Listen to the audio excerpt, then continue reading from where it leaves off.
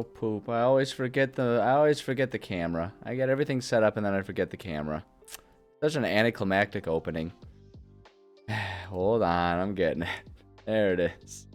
What's up, babies? It's the Byron Boy. It's my channel. Welcome. Glad to have y'all here. Gonna kick off the week with some writing here. Heck yeah.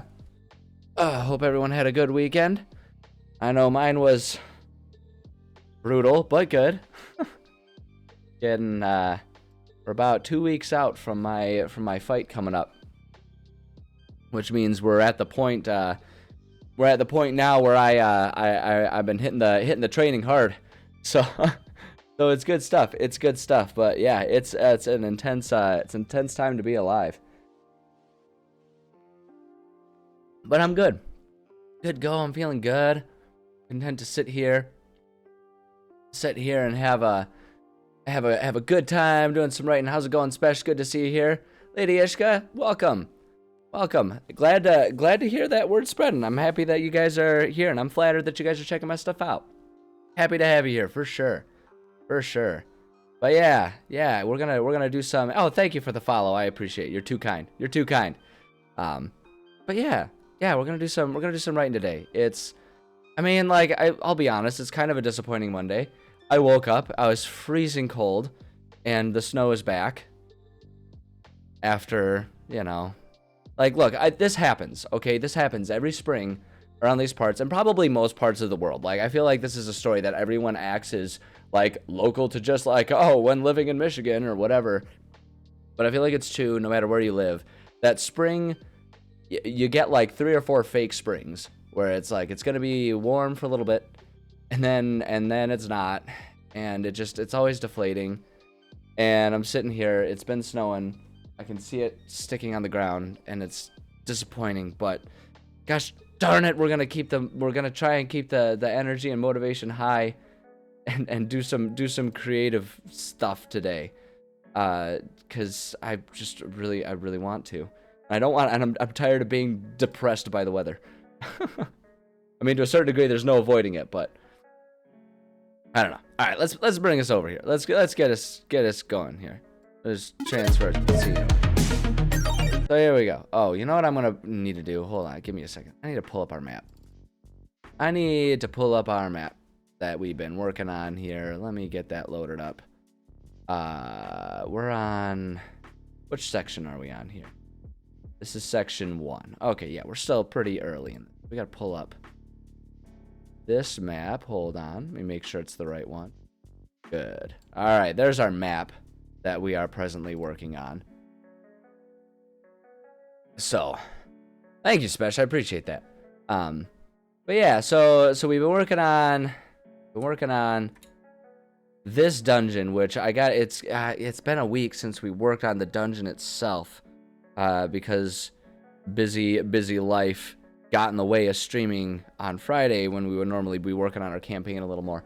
But what the important thing here is that I'm actually really excited about how this sort of dungeon is going to end up working, right? Because we're setting it up so that it's the same map, but different parts of it are going to be accessible during different visits to it. And I think it's going to be a fun way to do it, the way we've got it set up, where it's just like the animals interacting, the wild animals that are the dangers in this abandoned town are going to be the source of various areas opening up more.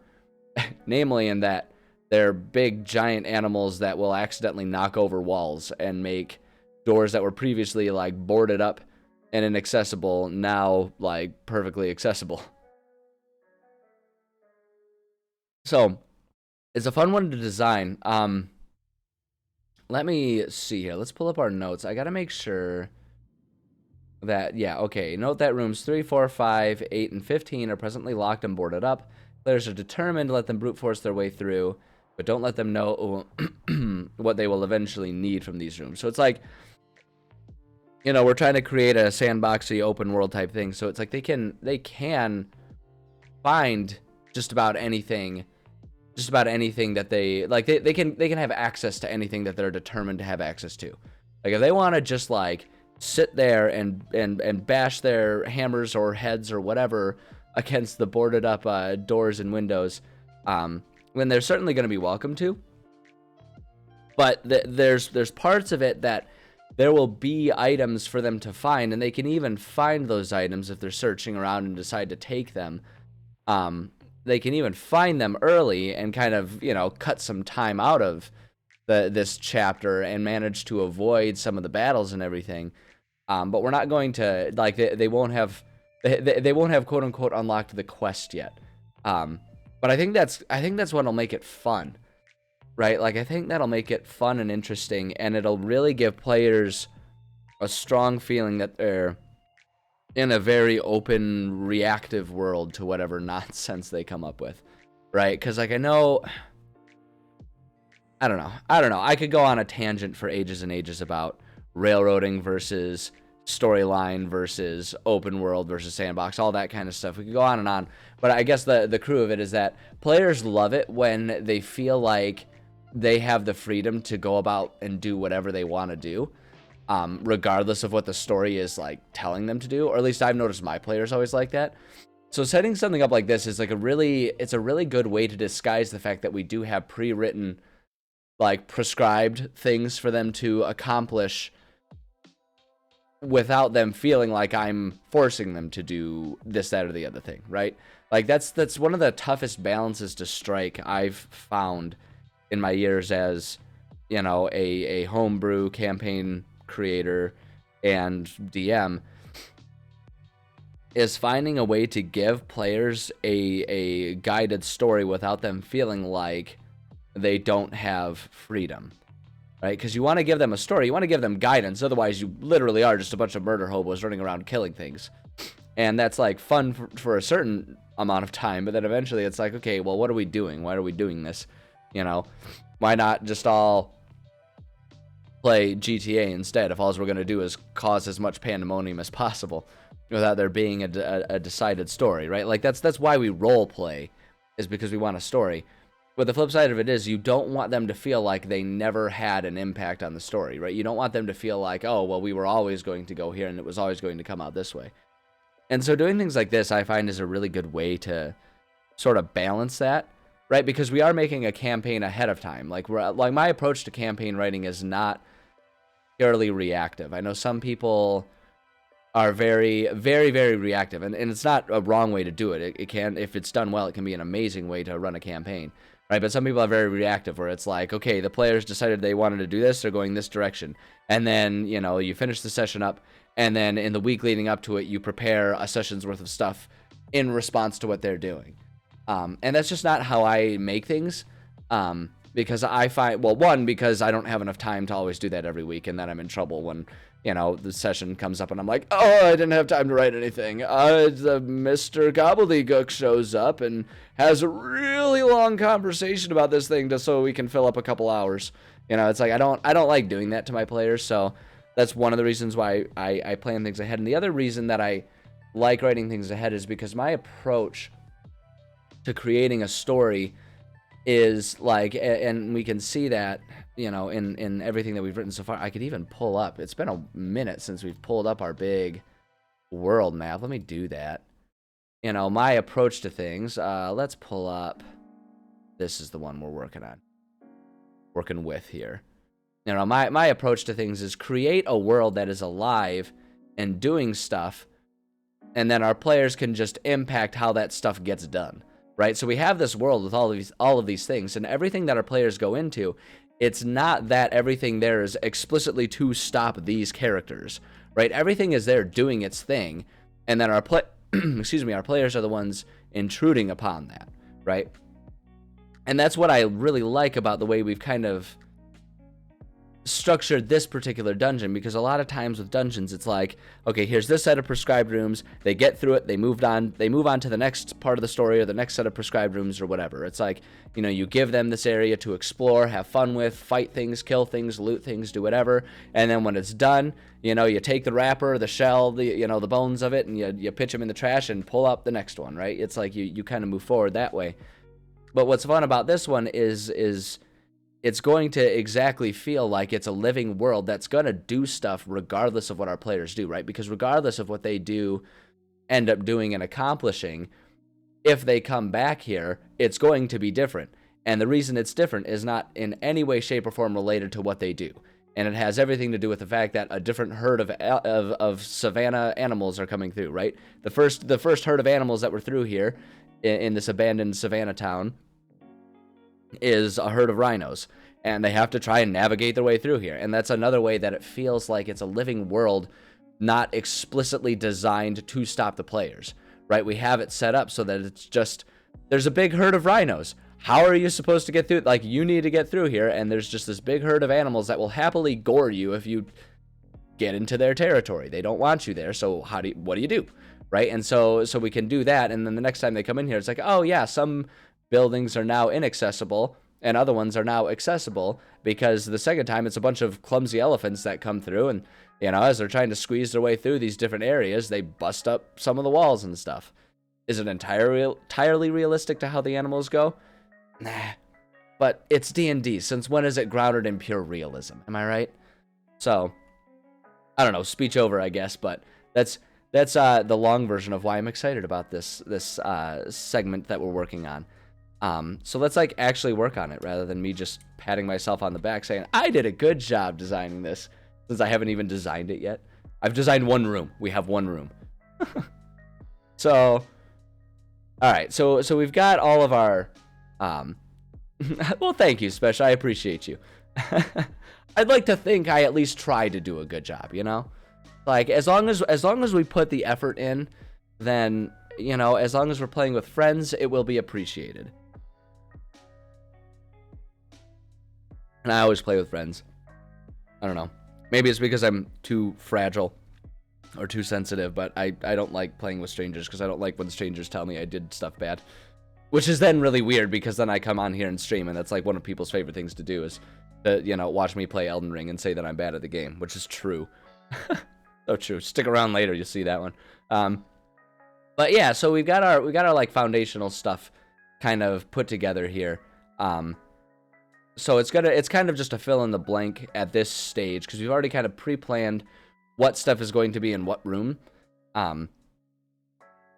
So we're good to go here for the most part, I think. One thing that I probably will do.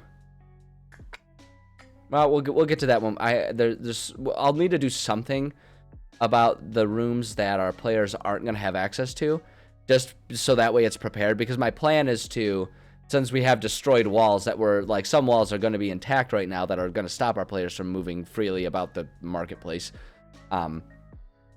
And then some of them are going to get destroyed, and the easiest way to do that is to just have a clone of this one and then change up some of the walls.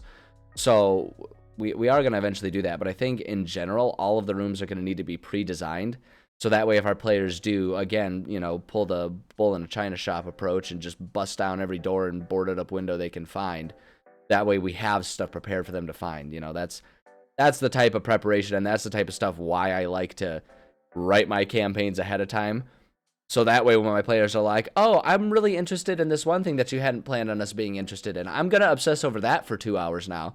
I don't have to sit there going like, I've got like, oh, well, as a matter of fact, I knew you would be a butthole, and here we are prepared to handle it.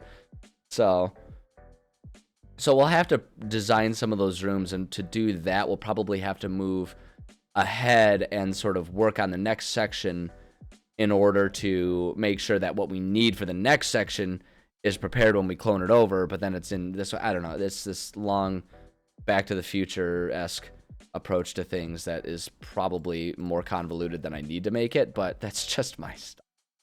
That's just what I do, which is why we're planning an entire 10-level campaign ahead of time. One that I don't even have like any plans on running for a group in the near future. The group that I DM for right now, we're playing an entirely different campaign that I'm writing, because I love turning my hobbies into chores. All right, so the challenge for this, if you're not familiar with my approach to making dungeons, I kind of have a 10-room system that I do. You can play fast and loose. Obviously, we're playing fast and loose. We've got a 15-room setup here. But I generally speaking have 10 rooms, because that gives us a pretty good spread of different things that you can put in there, traps, puzzles, enemies, you know, different treasures and stuff to find. That gives us a pretty good spread to make things feel big enough that it's not just like, oh, well, I'm going through, because a lot of people will prescribe, like, stick to like the 5-room. I know there's like the 5-room dungeon principle, and it works perfectly well. But the way my players play and the way I kind of run my games, it works a bit better to have them a bit larger, just gives them more to do. Otherwise, it makes it really quick for them to go through. Plus, then that opens up the room for us to do a lot of smaller battles, which is good for player morale. If you have smaller, easier battles and more of them, it really helps them feel like badasses as they level up, because then they can, you know, have a pretty easy time killing a bunch of stuff, you know. And it's like that. I find that doing that is really good for players. It makes them really enjoy a campaign, and it really makes boss battles feel that much more impactful, right? Like if every battle is one in which they are afraid for their lives, then all battles feel kind of the same.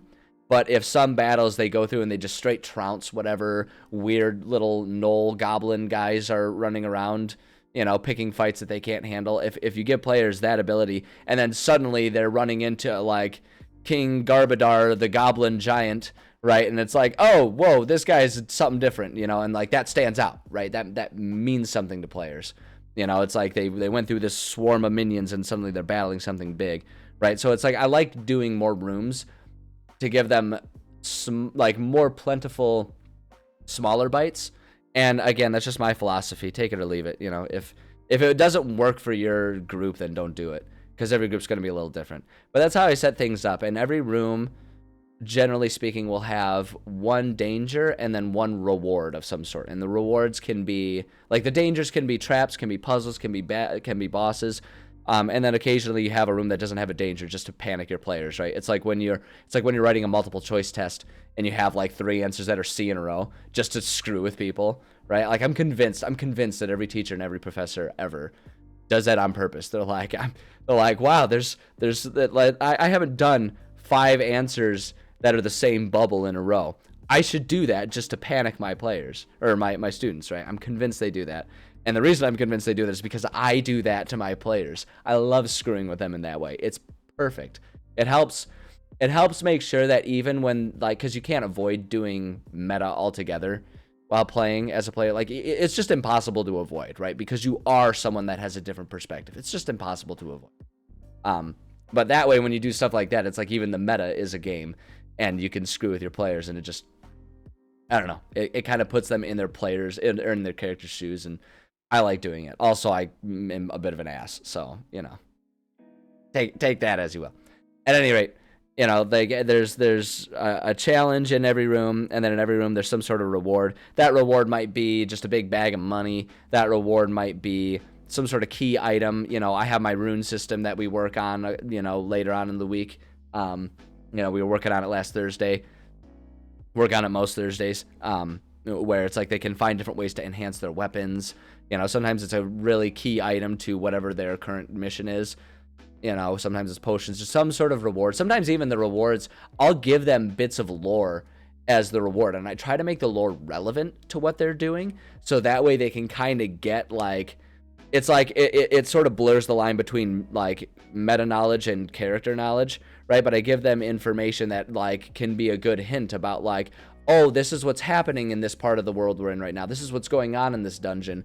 Maybe we can, you know, a magic user can say like, oh, that seems to be sort of what happened in the history, and that's what's influencing these things. Maybe if I prepare this, that, or the other spell, you know, we'll have an easier time and I'll be more prepared, right? Give them tools to do that. Or even if it's just world building, it helps them be immersed, and it helps them feel like they're having an impact again on a world that is doing stuff without them. And they're impacting an existing world, not that there's a world being built around them, right? So that's kind of what we do. So, and we've kind of pretty much I always like to sort of predetermine what's going to be in each room, and I always do it by rolling dice to make it just a fun creative writing exercise to sort of think about. It's like, okay, now why would this room have this thing and this thing in there, you know? And you can kind of think about the history that we've already established for it and go for there. So so that's kind of the context for what we're working on, like I say, in case you're unfamiliar with my approach to things. and as you're listening to it, there's 100% possibility that listening like, this is stupid. And if that's the case, then you're probably right. every DM and every game is going to feel a little different. So my primary hope is that by explaining everything, you can learn something about what you want to do for your game. Even if it's learning about a whole bunch of stuff that I do that you don't want to do for your game. That still counts as learning, and that still counts as me teaching you something. So suck it. Sorry, that was a little adversarial. Got myself a little worked up on that one. It's because I'm training for a fight. Everything's intense right now. Like that camping movie. Excuse me, like that camping movie. All right. Hard battle McCormick is so I've predetermined how much experience points. So again, like I have this. So man, oh man, there's so much stuff. There's so much stuff to especially we're on the same wavelength, and that's what I appreciate about you. Now, what was I gonna say? Oh yeah, so again, if you're not familiar with my approach, as players get up in level, I make chapters. Like chapters and dungeons are kind of interchangeable for me. I kind of make things, and you might have picked up on this when I'm talking about like 10-room sets and everything like that. I like to design things as mega dungeons, but I use the term dungeon very loosely, right? Sometimes a dungeon includes an underground tunnel, followed by a walk in a forest, followed by a stint in, the sewers of a city, followed by this, like a dungeon or a chapter is basically a discrete portion of the journey that has like some sort of, it's one piece of the overall puzzle of the campaign. Right, and so it's like each puzzle has its own like chapter, and as our players are leveling up, each chapter gets a bit more intense. There's more stuff in it. There's bigger battles, obviously because they can handle it. But part of it is it gets longer because part of what I like to do is make sure there's a section that's still really easy for them. Right, there's like sections that are easier, and then that difficulty ramps up through the chapter. Right, so this first section, super duper easy because this section is meant for a group of 5 players at level 6. Right, and we're talking about an easy battle being worth 200 experience points total, right? So we're talking one, challenge rating 1 enemy might be an easy battle in here, right? The boss battle is worth 650 experience points, right? Barely more than a challenge rating 2 for 6, for level 6 players. That's really easy. That's on purpose. For 2 reasons. One, our players will have just leveled up when they're at the first part of this section. So that gives them a low stakes opportunity to experiment with whatever new tools and stuff they have. So that way if they use it in a really dumb way, they can get that out when like the danger is a cow, as opposed to, horrible boss man, king of the damned or whatever, right? It's like, oh, I screwed up, but I'm not going to die. I might just be gored and embarrassed, right? It's like, okay, it gives them those stakes. And the other thing too is it gives them the opportunity to really enjoy the fact that they've leveled up.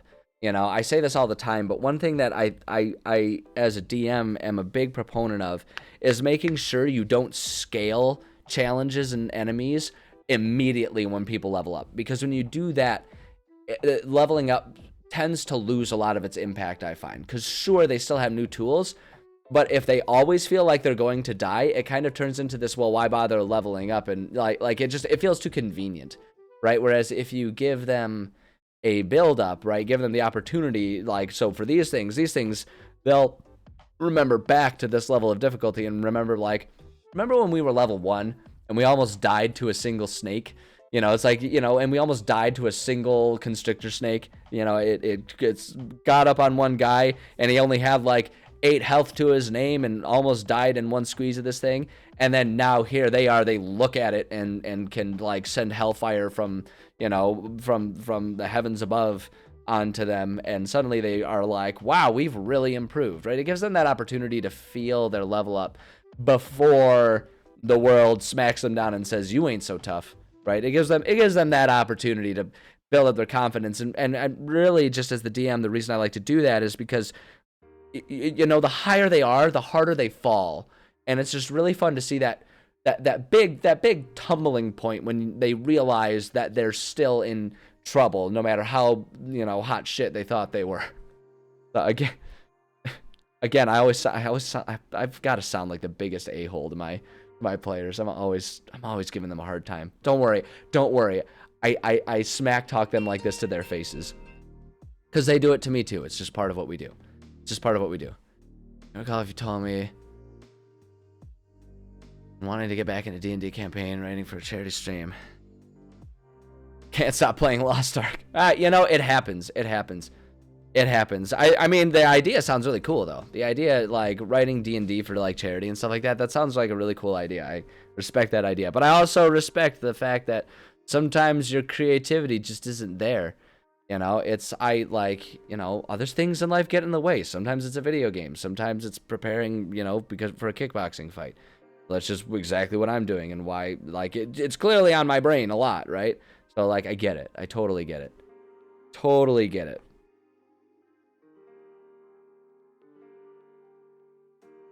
All right, so anyway, let's see here. Dungeons and diabetes. That's, you know what?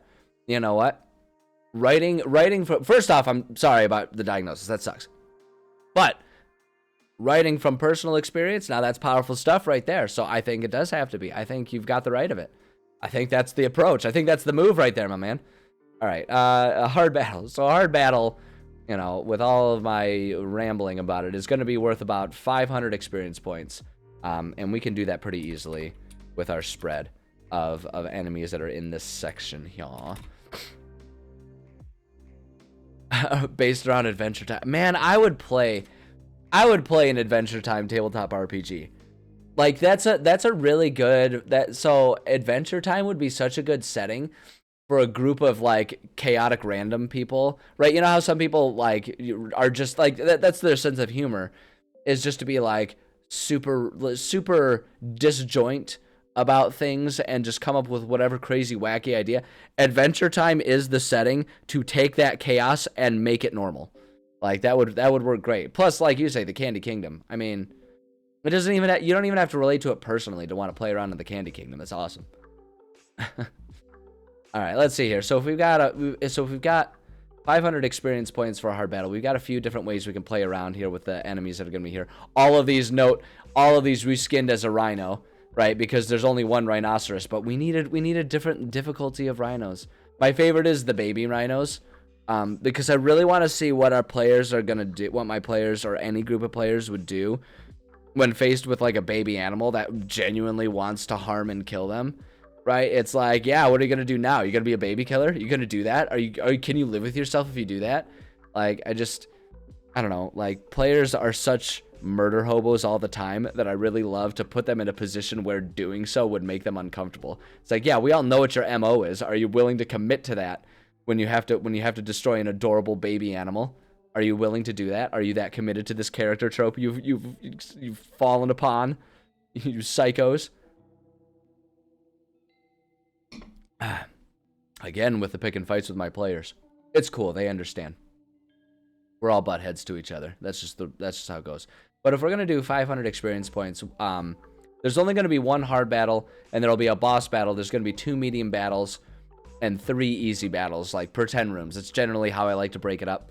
All of this, by the way, is very much based on, like, the math of how many experience points are needed per player in a group of 5 players to go from level X to level Y based on where they start and where I want them to end. All of this challenge is a very mathematically based thing to do it, which may or may not be your style, but there's a reason. There's a reason these numbers. I don't kind of arbitrarily choose it. Like, this, it's very long and convoluted, and one of these days I'll make a dedicated YouTube video that's just that. Like, I've gone over it a lot on stream. One of these days I'll just make a YouTube video about it, because I know I've had people ask me about it before. Hey, Avelon, how's it going? Good to see you here. But if we only need to do 1. I think I'm just gonna go ahead and put 5 of these giant goats that are reskinned as and we don't need the challenge thing there, but that are reskinned as our rhinos. We're gonna just go ahead and put 5 of those buckos there. Let's see. Put that right there. And then, yeah, that's like all we need to do. And I've been thinking about it too. And I think what I'm going to do for this, it's going to be a little different. So normally, right, like we're doing it in discrete rooms and we got the rooms numbered. It's kind of irrelevant. It's not like they're supposed to go to room 1 and then room 2 or whatever. It's just all for organizing, right? The way we've got it all kind of mapped out like this. But one of the challenges with this one is, like, why, like, the concept is that there's a herd of rhinos that comes through and is just, like, grazing on the grasses that have kind of grown up. You know, ignore the fact that it's all dirt pathway there. That's just to give players an idea that they're walking down, like, a main street type of area. Right, but the idea is that the rhinos are just kind of, like, grazing, and it's just a herd that's kind of moving through the city. That is, if we pull up our big map here, right, our city that we're working on here, Minadala, is this one right here. And it's kind of like this whole area is an area called the Golden Wind Plains.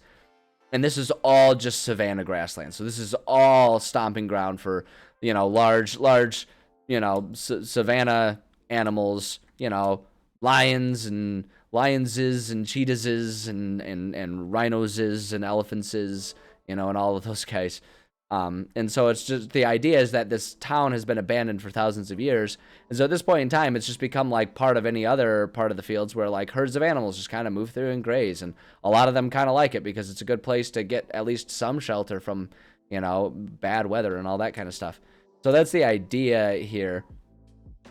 And so with that in mind, it doesn't actually make a whole lot of sense for there to be like 5 rhinos hanging out inside this one shop. So what I think I'm going to do is just have it set up so that this one, all of the animals, all of the enemies, quote unquote, are just kind of like, you know, when we say we've got 5 rhinos in room 2, they're all going to be clustered around the entrance to, you know, room 2. And we can like put down just like some grasses and stuff there. So it's like they're all crowded around that patch of grass, you know, and any animals that are around 3, there's a couple of them, you know, that'll be crowded around in here. Right, and so the idea is that it's really more of just like one big collection of rhinos that are all collected around here, which is going to make for an interesting challenge for players because there's no way that they'll be able to like, you know, pick 1 or 2 of them off, you know, just one room at a time and clear up space for them to do what they want to do. It's going to be up to them to try and figure out how to do all of this. And, you know, we can... And, like, that's the type of situation, again, where it's like, you know, you give them, if we give them lore leading up to this, and as they're exploring some parts of this to realize, like, oh, there's just tons of animals around in this place, you know, maybe maybe they find some way to have some sort of, like, you know, bonus to animal handling, you know, or someone has, like, an animal friendship spell or some animal friendship potions or something like that, right? You give them the knowledge of these areas so they can then properly prepare, right? And so that's where that lore stuff comes into play. Some of it might be a certain degree of too little too late for this first part of it, but at the flip side, you know, they're level 6 and the rhinos are pretty low, so if they can just like, you know, maybe I'll allow them to try and like slowly, like just small clusters at a time, kite them away Dark Souls style, right, where it's like you get just close enough to get the attention of that one guy but not the guy right next to him, and then you kite him back, you know, you run away. It's like I might give them the opportunity to if they can make a solid argument, I'll make the DM call to allow them to do it. But it's got to be a good argument, probably accompanied with some sort of awesome snack or treat that they bring me early to the session, right? So that way, you know, bribery. I'm talking about if they bribe me. I might be willing to give them all of the random bullcrap they ask me for. Who am I kidding? I will always, as long as they have a good enough explanation, I will always do it because I love watching my friends do whatever crazy things they do and then deal with the consequences of whatever the dice do. Only hearing good ideas. Well, I appreciate that. Like, again, it all comes back to the concept of, generally speaking, I play with my friends and we're all just buttheads to each other as much as we can be, because it's ultimately in the game of life, right? While you're doing it while you're playing D&D, it's a very low stakes way for you and your friends to haze each other, right? Like if it's a stranger, you don't want to do it because there's hurt feelings. But if it's your friends, right? Like that's what you do. That's what you do. You just, you know, you're hanging out with the boys and you're just, you know, I'm just bribing my bro, right? That's what I do. Yeah, exactly. Bribery is key in life. Bribery and being born rich. Those are the two most important things to life. You know, you can take that advice to the bank right there. Try if you try and be born rich first, because it makes bribery a lot easier because you've got everything. But if you can't do that, bribe with what you have, and you'll go far in life. It's depressingly true. I regret saying that because it hurts. It's funny and sad. I know it works because bribery works on me. And it works extra well because I don't have much to be able to bribe others with. Right? So when I'm on the receiving end, I'm like, yes, I get to participate in the standard human interaction, and it's all for my benefit. Right? I don't have to give up anything. Oh boy. Next time on Sad Life Lessons, you know, we'll explore depression and how it's unavoidable for all of us as we slowly spiral the drain to nothingness. I'm sorry. It hurts too much. Okay, so we're gonna set up this battle. Wow, that was a strange tangent. I apologize. So we're gonna do a hard battle here. Hard battle McCormick. And it's just gonna be so. Yeah, like all of these descriptions are gonna be like. So I always write a description. So like we can actually, since we've got one written, we can kind of just look at how I do things. The black font is meant to be a short narrative that I can read aloud, right? And since I'm writing this campaign ahead of time, this is a bit of advice that no matter how you structure things, if you are going to be a DM that in any way, shape, or form writes things ahead of time, I cannot recommend enough the idea of writing a short 2 or 3 sentence to like just kind of offer the basic who, what, where, when, why, how, right? And the reason I do that, and the reason that I'm a huge proponent and I recommend it, is because ever since I started doing it, it's become a lot easier to be a consistent DM, no matter what is, you know, no matter where my head is at, no matter what's going on in my life, right? Because it's impossible as a DM, because you're a human being, it's impossible to always be ready to go every single night. There's gonna be days where work was really hard, and you know you had a really hard week, and your soul just isn't in it, but your friends, your players are counting on you, so you go through it, right? But your soul's just not in it because really all you want to do is eat a tub of Haagen-Dazs and curl up with an episode of Friends and cry, right? But you can't because people are depending on you. So if you take the time to write all this stuff out ahead of time, it saves you from those moods in 2 ways. One, it makes sure that like you're not sitting there trying to remember and then explain things to players, because that can really slow down the pace, you know, especially if your players are trying to do something, if they're in an intense part of the campaign, it can really halt the dynamics if every single room you have to stop and rethink about what's going on, right? But the other thing that's great about it too is if your brain just isn't in a place to ad-lib a description, you've got one. All you have to do is read this. It might feel a little robotic if you're just reading a script, right? It might feel a little teleprompter, but at least you've got something, right? And so that way you're not sitting there going like, oh shoot, I forgot to explain that is actually this way, so you can't do that because of that lock on that door, right? You've got the explanation to give it there, right? So take the time, if you're gonna do like I do and write campaigns ahead of time, take the time to actually write it all ahead of time. So that way, you know, if you are in the mood for you know, if you are in a good headspace, a good mood for ad-libbing, you don't have to follow all this, right? This can be your guideline, and then you can, like, tailor your words and your ad-libbing to really fit the mood of how things are going, right? Like, if your players are approaching this from a, you know, wild, crazy, wacky, oh, we're just going in here guns blazing, then you could describe things in that high-octane manner. Or if they're approaching things all sneaky and, like, right, you can sort of, like, lower your tone and offer a bit of space, right, and a little bit of intrigue, right? You can do all that stuff, but if you're just not there to do it, you got something, and you don't have to feel guilty about giving your players a bad session, right? And that's for me is the key part. If I know that I'm not bringing 100%, I feel bad about not giving my players a good game, because they're willing to take time out of their lives to indulge you as the DM and the homebrew writer in whatever weird fantasy power trip you've written down on the page, right? So I want to make sure it's at least worth their while. It's something that they can enjoy. So I can't recommend doing this enough. That's what the black sections are here. The red sections here, these are DM notes. And these are things like where I'll put the mechanics. So it's important stuff to remember, but it's not stuff that I want to read out loud. Whoops, apparently we're scrolling randomly. I did not do that. I don't know where I am right now. OneNote. You ever get those shivers that run down your spine for no reason? When OneNote does that from time to time, and I'd like to think that's the computer version of that, and I'd like to think that it's really just us getting one step closer to having, one step closer to the edge. Getting one step closer to having full AIs that are going to take over the world. And my attitude has always been about that. Bring it on, right? Like, we can't avoid it. It's going to happen. One of these days, robots are going to realize they have no reason for us. So I say bring it on, as long as in the meantime, I get super awesome technology that makes life really fun. And I feel like we're kind of at that stage right now, right? We're getting all kinds of cool things. I've got a phone that I can talk to, and it gives me answers to stuff. You know, like, it's great. It's awesome. But yeah, like, that's what I like to imagine those things are. It's just like, it's trying to empathize with me as a human. And so it's giving itself those like random shivers, right? I don't know. Weird tangent. Anyway, so the red sections here are like the mechanics that I like to do. All right, so it's so like this one, you know, like most buildings here, the front door and windows are solidly boarded shut, preventing any way in other than downright smashing through something, right?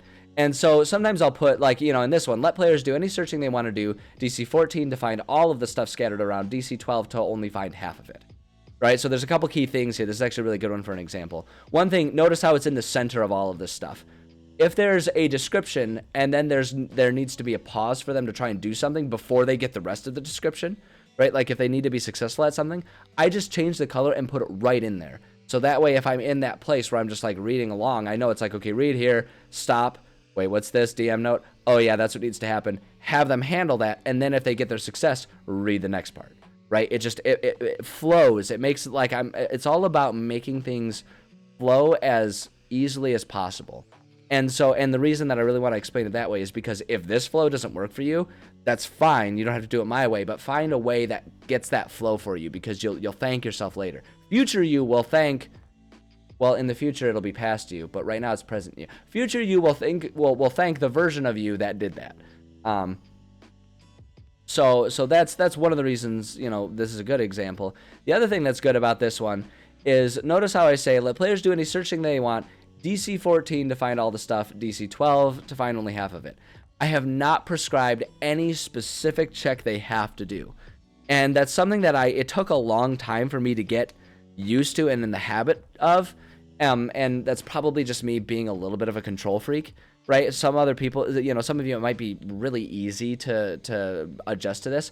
But the reason that I haven't put down a specific thing, sometimes it might be a specific thing. Usually if it's like, there's a character that will only be, like, there's an NPC that will only be motivated by this, that, or the other thing, right? And then I might do a specific thing. Like if it's a big bad character, I might specifically say that it takes persuasion because it's going to be hard to intimidate them, right? You know, I might do stuff like that, but for the most part, I just put what the DC is, what the check is, and I don't say what it is because I'm concerned about knowing how difficult something is. I'm not as concerned with how my players go about trying to get whatever success they're trying to get, right? In a situation like this, when we're talking about them searching for a bunch of jewels that have been spilled and scattered on the ground, there's not a whole lot about it, right? Like, depending on how they phrase their things, you can ask for, you know, investigate or perception or whatever. There's not a whole lot of variety. But, you know, like, so something instead, let's say we're talking about a locked door, right? You can say a DC, you know, such and such for lockpick, but what if they, you know, decide to try something different, like bash down the door? What if rather than a lockpick, they try to, you know, find some way to, like, sneak through a window or something like that? It's like, oh shoot, I didn't put status for the window. It's fine. Just stick with that same DC because that DC is how hard it should be to get in that building, right? So no matter what they try to do, that's the skill check they need to do. And doing that, you know, gives them the freedom, which then encourages them to do what their characters are good at, right? And it discourages having everyone end up sort of like gravitating towards the same handful of skills, right? If it's always going to, like, if you set up a system where it's always the way in is to pick the lock, and that's what you have to do, then everyone will just try to make their characters as good at sleight of hand as they can. And if one character fails, then they'll want to do like, oh, well, then I'll try it, right? And then you have to be the buzzkill. You either have to be the buzzkill and say like, well, it's supposed to be only one person and then you can help them. Or, you know, you just let them keep trying until they succeed. And that's not really fun either. That's not actually a challenge, right? So if you just say, you know, in your notes, so like in this one, it's, you know, they need a 14 to find everything. You know, if someone has, you know, if the way the game has gone, someone has some weird magical metal detector that only works on, you know, priceless gems, then it's like, great, they can do that. You DC 14 to use that thing effectively. You know, if they fail, it's like, yeah, you just aren't, you know, the batteries are dead and you just don't have success this time around. You forgot to charge it last night, right? It's like, it gives, it just opens up all of that opportunity for all of the creativity that your players have, rather than, you know, inadvertently pigeonholing all of them to doing the same thing every time. So that's one of the key elements there. But with all of that said, so describing this room, this battle here, there's not a whole lot that we need to describe for this. We can just say something like surrounding a large patch of grass that has grown in the shade in front of this shop is a collection of very intimidating looking rhinos. At the moment, they seem docile and unconcerned with life and any potential dangers in it. But those horns sure look capable of doing a lot of damage to anyone entering their territory, right? So it's like, we don't need to offer a whole lot of there's not a whole lot of information to give in that situation, since we're placing all of the enemies up front, right? And so we can do that, and then we can say something like this. So this one is going to have a bit of lore. It's not super important.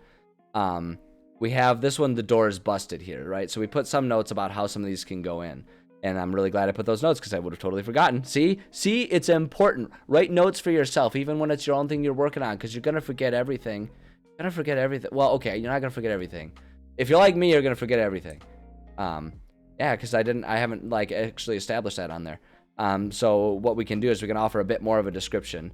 We can say the door behind the, well, let's see here, the door to the shop behind them appears to be hanging loosely from a single hinge, with a loosely from a single let's see, the door to the shop behind them appears to be hanging loosely. I'm just trying to make sure it's like the sentence sounds good, because again, we're trying to create something that I could read out loud and it would sound okay. The door to the shop behind them appears to be hanging loosely from a single hinge. It's dark on the other side of the threshold, but a swift kick should bring the door down the rest of the way and let a little light into this small shack. There we go. So you can offer a little bit of that. Just for the sake of clarity, so that way if I'm, again, as a DM at later time, reading through all this, wondering what on earth I was thinking, right, we can just offer a little DM note here just to clarify and say, a lot of times, and this is one thing too, I think this is worth saying, this is something that I actually do feel pretty strongly about. Don't bother putting like an AC and hit points on a door unless it's part of a trap. Right, like if it's just a door that's in the way, like supposed to be just a barrier for them to overcome in some way, shape, or form, don't give it hit points. if they're not supposed to go into it, just make it metal that they can't bust it down. And the reason I say that is because I've had experiences with this in the past as a player and as a DM. Like, I've made the mistake of doing this as a DM. It's just tedious, right? If all it is they just need to hit it and get successful enough, it's just tedious. It just takes up time. I mean, maybe your players will have fun with it and turn it into like a Hungry Hippos game and see who did the most damage. Like, I did the most damage to that door, but most people aren't going to care. And most people, unless it's part of a trap in which the only way out of a dangerous situation is through this door, and they have to decide whether they want to face the dangerous situation head on or try to get out, right? In that situation, yes, you want to do that because that's part of the equation, right? If they hit it once and they don't have much success, even though they rolled a 14 on their hit, they're like, oh, this is a really sturdy door. We should probably face the danger first. All right, so unless you're like forcing them into a situation, don't do it. So like for this one where the door is on the other side of the danger, they're going to deal with the danger probably before they get there. I mean, we could try and do it and set it up so it's like if they wanted to sneak through, they could, you could put the DC for the lockpick or something like that. But like in this one, it's a broken door and the animals are right in front of it. So it's like, yeah, if they try to do something physical to it, just give it to them. Just give it to them. That's my personal recommendation. And that's one, like I say, I feel strongly about it because I'm not big on wasting my players' time, right? Like I don't want to just arbitrarily be like, yeah, it takes a long time. Like it's not. Sometimes it's funny to waste their time, but usually only if it's because they're not being attentive. Like my favorite was the one time when I had like, and this, admittedly, this was me mostly like screwing with people. But like I was playing a post-apocalyptic game, right? In like the modern setting. And the players really wanted to get into a building.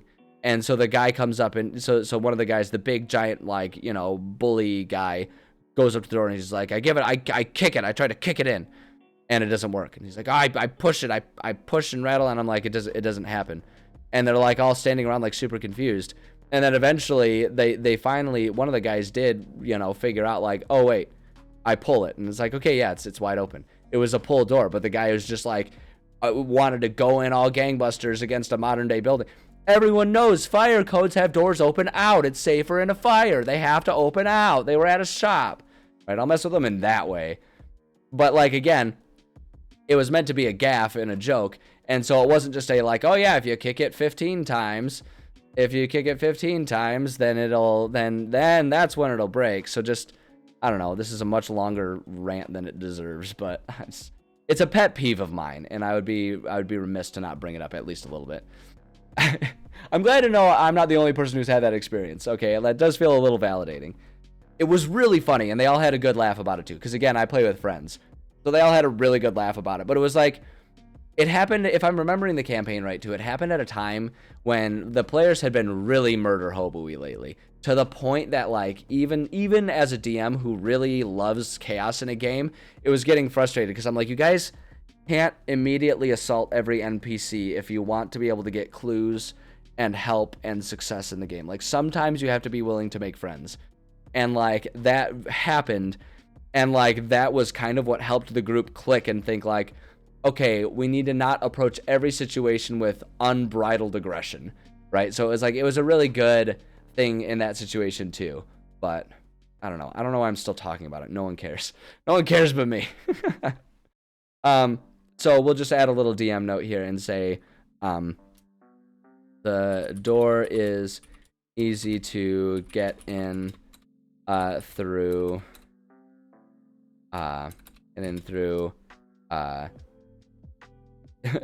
if someone looks at it funny, the last hinge will break. But they have to deal with the rhinos first, right? So just a little DM note just to like offer that up for myself. And then we can say, and then like what we can do is we'll offer up.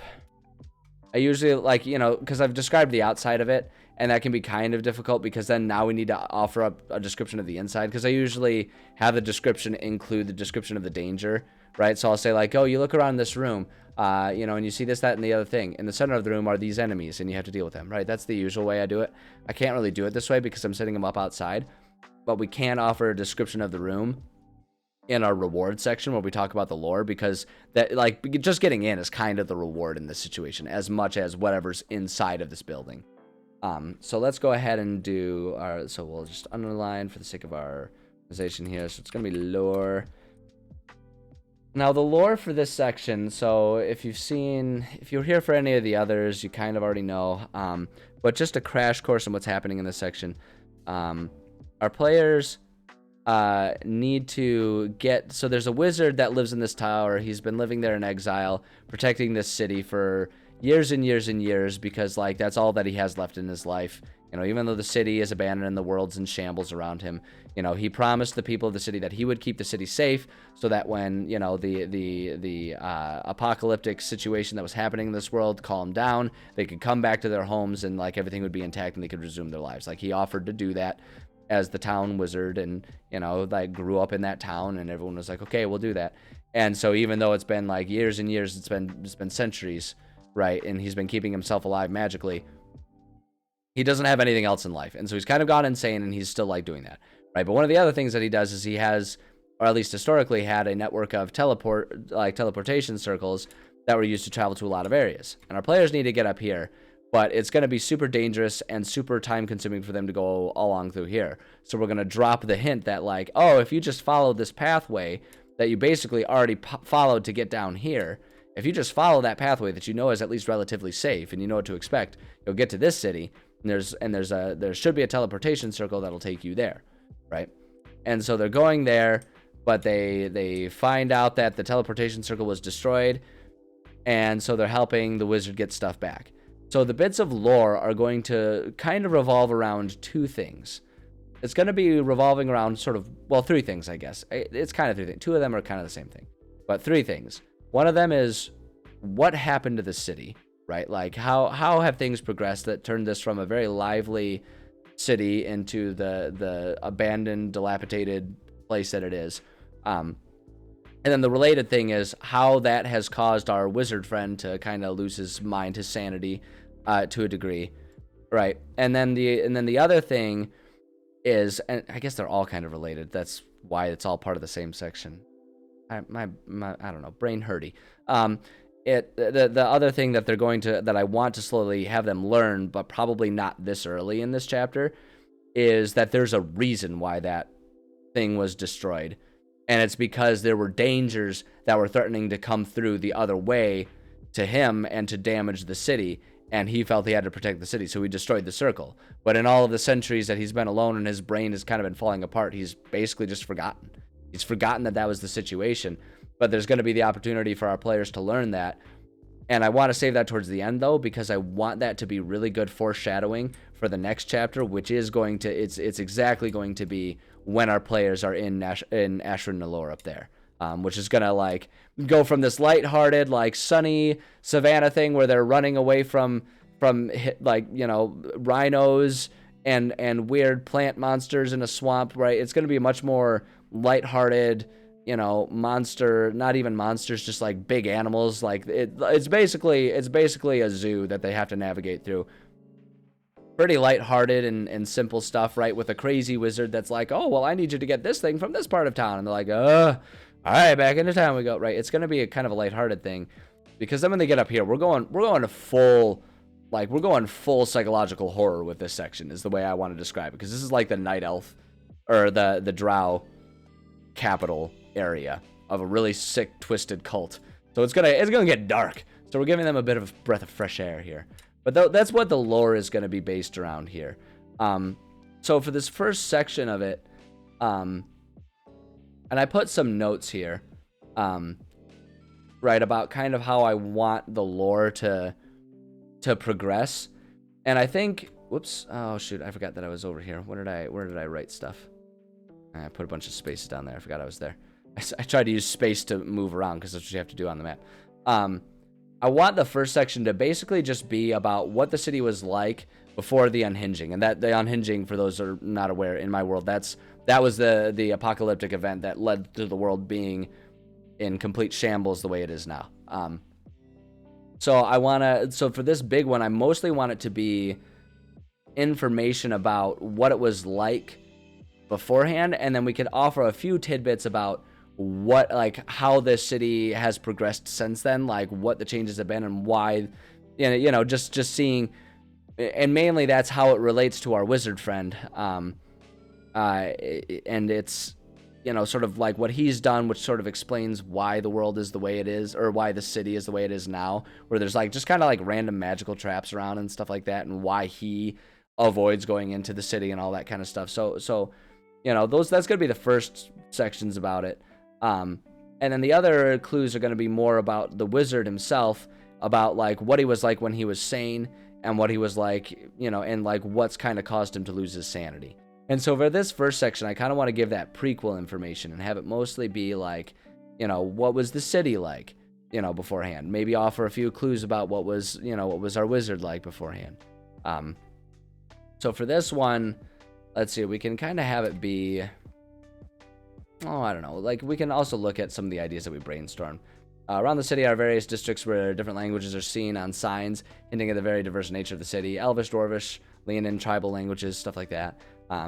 Drop that. So our wizard goes by Sis, because his full name is Zoltirisis Devoilican, which is a real mouthful, and so he just goes by Sis. That's what he likes to go by. Just thought it seemed kind of fun and goofy. But so we can talk about like the shop that that his family owned, and then the shop that he ran when he was a wizard. And this is obviously going to be the best section for that, because this section is, where am I? What's happening? This section is the section that's like the marketplace, the town. So if we're looking at it, what would be really fun? Room 2, and then let me look at I think it's going to be, this is going to be perfect. This is perfect. Check it out. Right.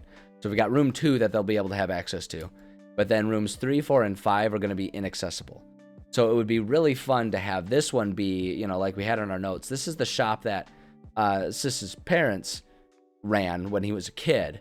Because, like, his story beforehand is that he, as a kid, just wanted to help them with the shop. Like, that's just what he wanted to do. He wanted to go into the family business of owning this shop. But then he demonstrated that he had skills in magic, and his parents really wanted him to go off and learn magic. So he agreed. But then what he did with that magic is he opened up a little magic shop right here next to them, and so he would often work in partnership with them. So I think it would be really fun, since they won't have access to this one baseline beforehand unless they really want to force their way through, is we can set up some lore, some information that gives away that this was his family's shop, and then like the next time they come back they can see that this was his shop, right? And so it's like, that way we can give the narrative but in disjointed puzzle pieces, and that'll just make it more fun and interesting for them to learn, especially because it's not necessarily critical information, but it's helpful information, especially if they're going to be trying to discuss things and get on the good side or avoid the bad side of this wizard that is, offering to help them. But I think that's what our lore is going to be. That's what our lore is going to revolve around here. So what we can do is we'll say, let's go ahead and put a DM note to remind ourselves first off. We'll say this is the general store that Sis parents owned and operated. This is one of the early clues. This ew is one of the early clues about Sis and who he is. Right, so we can just kind of offer that little note here. And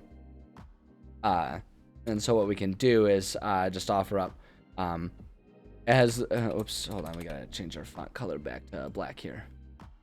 Back in black. God, can you imagine trying to sing in that voice all the time? I don't know how he does it. AC/DC is just something else. They found like 2 singers that did that too. Like, golly.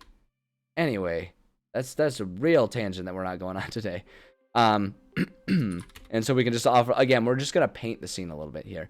So as the door falls from the final few splinters that were holding it up, and the dust kicked up begins to settle.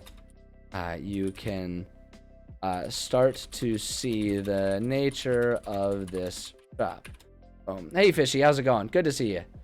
So you can say, as the door falls from the final few splinters that were holding it up, dust kicked up begins to settle. You can start to see the nature of the shop. The shelves are empty, are wumpty. No, my fingers are really wanting that W in there, in places it don't belong. So the shelves are empty, but based on the labels that are still in place, it appears this must have been a general shop of some sort. Boom, there we go.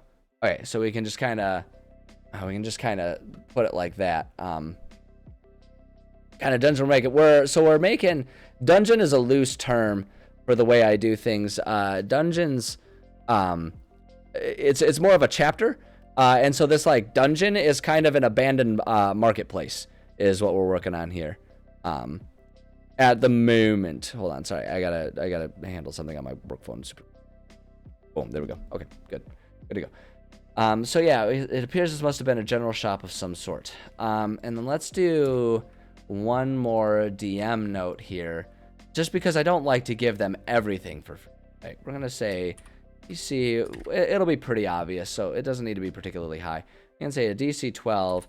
You notice the name engraved on the wooden sign on the wall behind the counter, right? And so we'll just kind of give that little note, and that's what it'll say. And we'll say the sign above the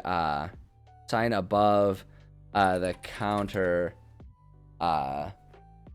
Say the sign above the counter. How do I want to say this?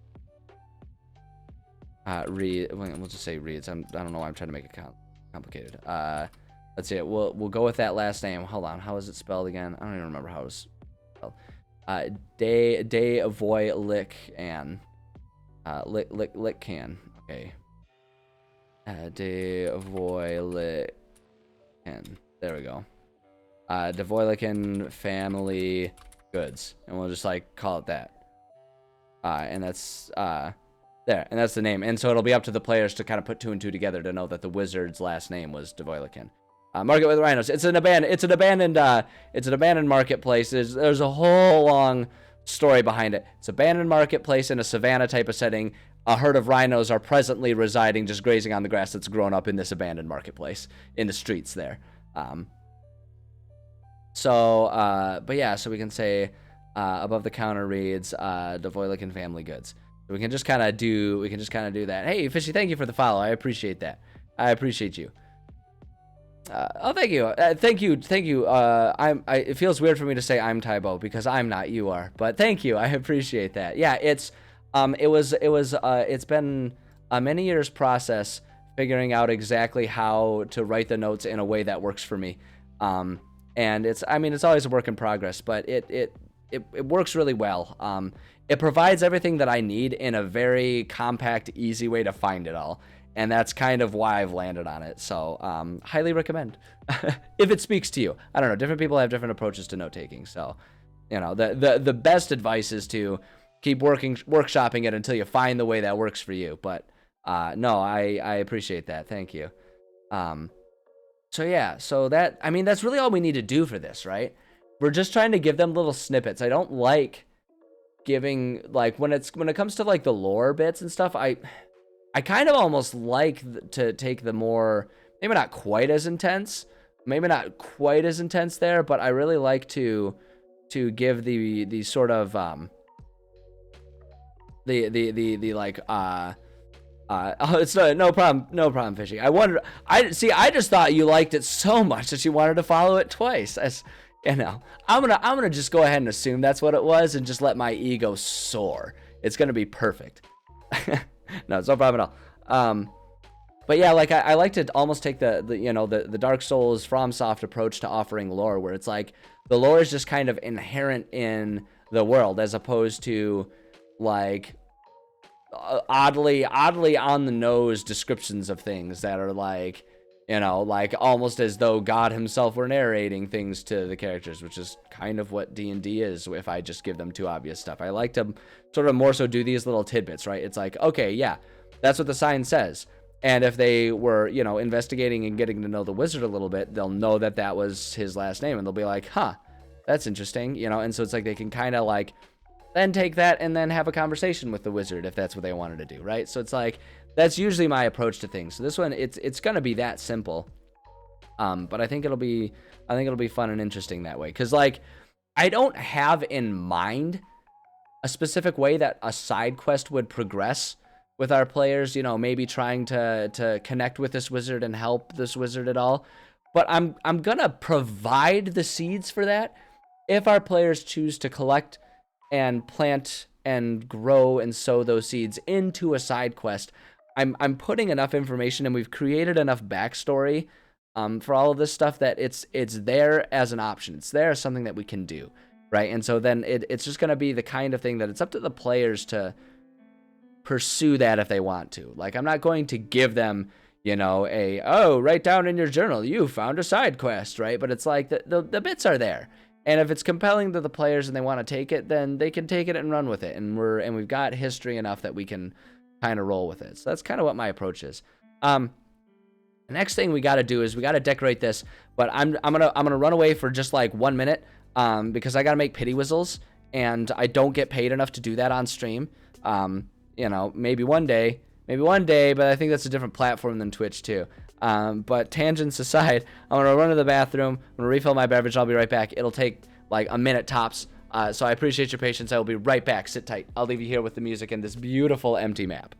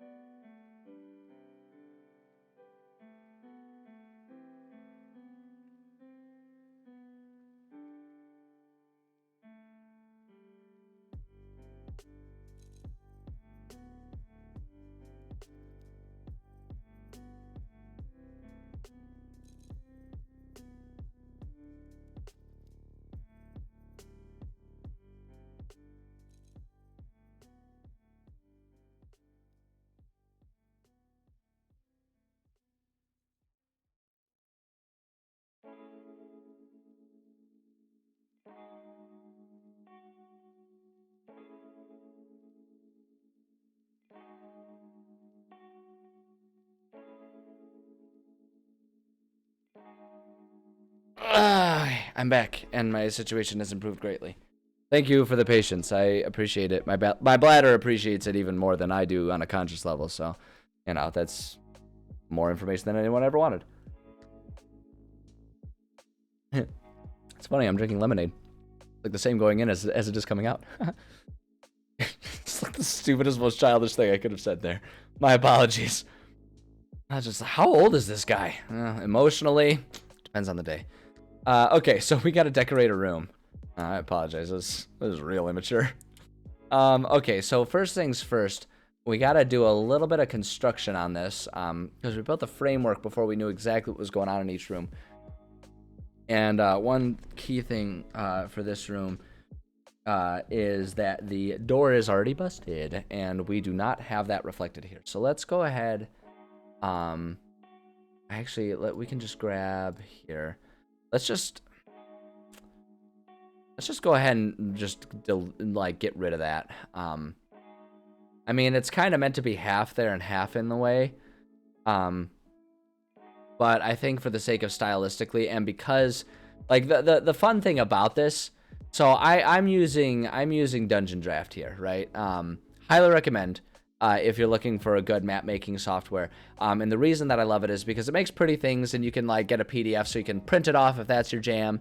It keeps things on a nice grid, and I can make the grid the same size as my in-life game mat, right? So I can just kind of redraw it out on my game map if I want to do it that way. Or if you're doing like I do with my group that I play with weekly, you know, we play online so that way we can play weekly rather than like hoping that we can get together once a month. You know, we play online.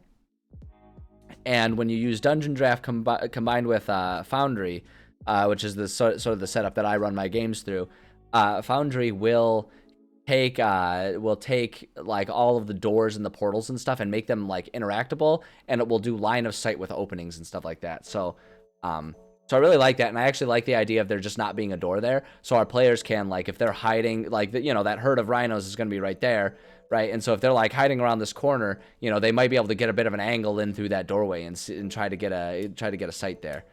Do I stream it? You know what? We don't stream it. We've talked about maybe doing it in the future. The hard part is we started playing that game before I got into streaming and before we knew that people would be interested in it, and it's actually kind of my insistence that oh boy, I might have to really change some stuff here because this is the full room. Edit points. Might have to do stuff, but yeah. So like, it's actually kind of my thing that I prefer the idea of it staying the way it is, just because we started, you know, it's me and my friends that play, and because we started the game before we started streaming, we've kind of established our own rapport, and we don't want that to change, right? Like our game runs as us just being goofball friends, and we want to be able to keep it that way. Oh man, boy, oh boy, I'm really gonna mess stuff up by having to do it this way. Hold on, let's undo. Is there a way to like blast open oh, that's just gonna delete the whole thing. Well, okay, well, we'll do that, and then we'll just go by walls here, and we can make it work here. We'll have to do a little bit of construction. But yeah, that's why we don't stream. We've talked about it, and it's not like off the table. We may someday, but as of right now, that's why we don't. No, you know, this is gonna be so much work. Hold on. Undo.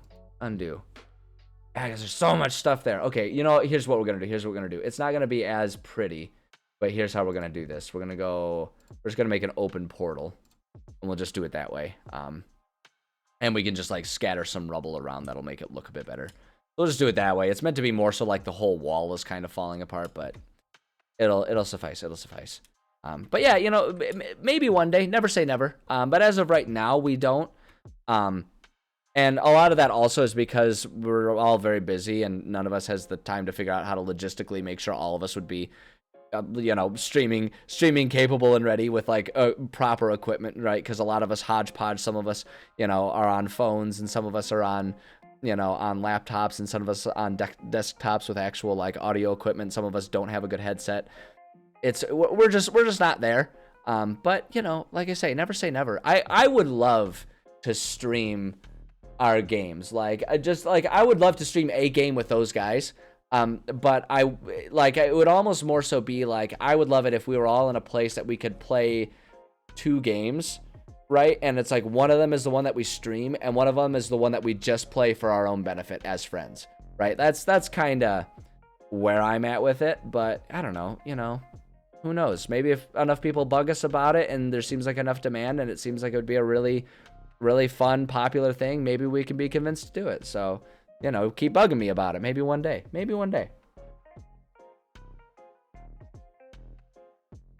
Okay, yeah.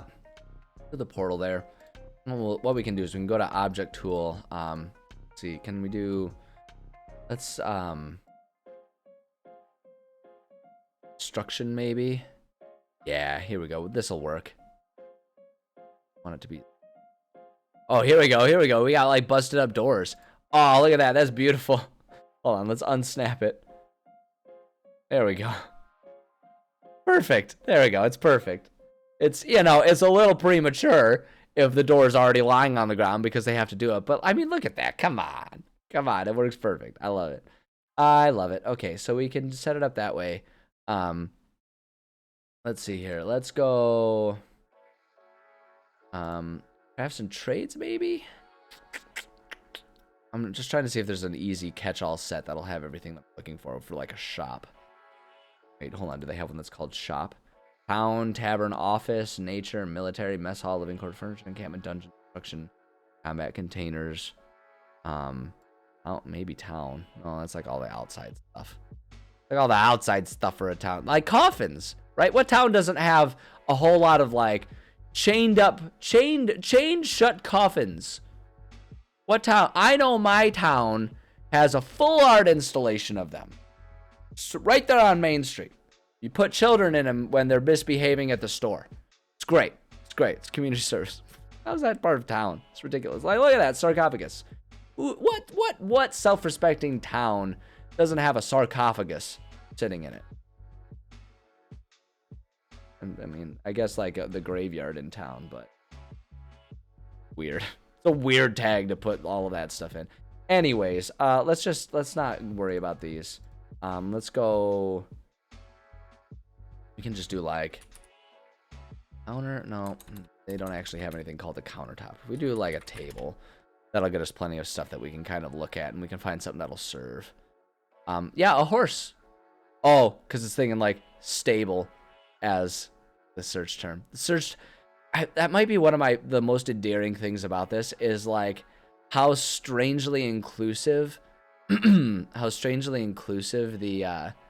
search engine is, where it's like as long as it's got like a component of it in the word, it'll use it. So it's like you're looking for a table and it'll come up with stable, and that, there you go. All right, it's not exactly, it's more of an easel, but we'll do that as the, or we'll call that as like the main counter. I don't know, and it's like maybe the counter's like right here with where the window is. So we just put like the counter there. You can actually do that with this to kind of look 1 pixel up. There we go. So we can do that. That's like the front counter. And then if it's just a general goods store, honestly, I feel like what we just need are shelves everywhere. Let's just do shelf singular. There we go. Yeah, so we can just kind of do some like wraparound shelves here. Now this part's all kind of like busted actually, so what we can do, that's not gonna quite work. We can do here we go. We'll do like this one right here. And then we can do like this one, like it's kind of tilted and bent over with the busted out wall right there. And then we can do just like a little bit, like a little baby, just a little baby. That one right there. And then what I want to do, set up. Now it's a general store, so we'll just few other, like a few aisles or whatever. It's a small little shop, right? But there's just like a couple of shelves. Maybe we do like a couple shelves like this. A little cluttered, but it's like a small town general shop, mom and pop shop. It's run by mom and pop. You don't buy mom and pop there. That's a different shop. That's the retirement home. Put that right. Let's move that over just a little bit, just to be able to make it a double-sided shelf. That right there. There we go. And I mean, like, we just described the shelves as empty, and these are clearly not empty shelves, but just suspension of disbelief. All good. So we can do that. Oh yeah, I was gonna do. Now we can go ahead. One thing that we can use is we can go to the destruction here, and we can grab. We take this.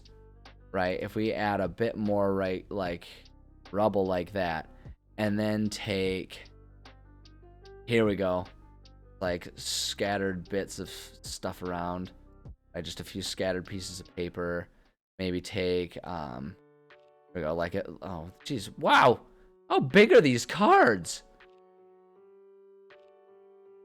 It's like 5-foot squares. Like, one of these cards is like 1.5 feet long. Insane. Okay, hold on. Let's see here. I can shrink it. I can fix this. It's absurd. That's kind of big for a deck of cards. Are you kidding me? Let's do 0.3 maybe. There we go. That's more like it. That's more what I'm looking for. Like, flop those cards around like that. Can I had a fish somewhere? I don't. Not in the middle of the savannah. I don't think there would be rhino-sized fish. In the marketplace, it's a marketplace. There's certainly gonna be like a meat market or something, or fish market. Like, we could certainly hide some fish around there. I don't know that it's gonna be around in here, but we could find a room somewhere that there's gonna be a fish. I feel like that's on brand. I feel like that fits.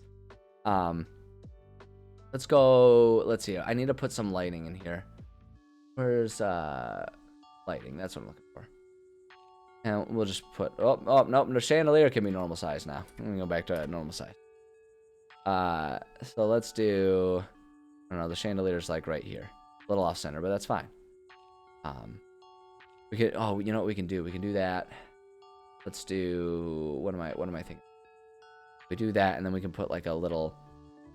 Oh, again with the weirdly sized like candelabras and stuff. We can like put like a little candle right there, and like that'll be like if there's like a candle stand, like a little candelabra sitting right there or something like that. Let's get the light tool. Oof, that's the bright light. We'll just add light there, and then just a little bit extra light right there. Not too dark. Maybe we'll put one more right there just for the sake of ambiance. So like. It's obviously not going to be that realistic for there to be, like active sources of light in a town, like in a shop in a town that's been abandoned for thousands of years, which is the setting for this. So obviously putting this light in here is a little unrealistic. That said, I go ahead and do it.